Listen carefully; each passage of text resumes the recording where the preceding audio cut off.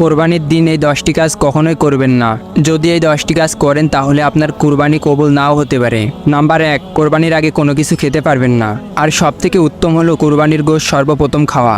Number 2, কোরবানির আগে অর্থাৎ ঈদুল আজহার নামাজের আগে কোরবানি দিতে পারবেন না। নাম্বার 3, কসাইকে গোশত দেওয়া যাবে না, কসাইকে টাকা দেবেন।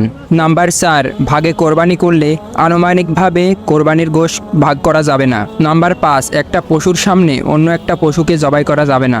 নাম্বার 6, পশুকে বেঁধে ফেলে রেখে ছুরি ধার দেবেন না বা অন্য কোনো কাজ করবেন না। নাম্বার 7, কোরবানি দেওয়ার পরে পশু যতক্ষণ নড়াচড়া বন্ধ না করবে ততক্ষণ চামড়া বা পায়ের সেরা কাটা যাবে না।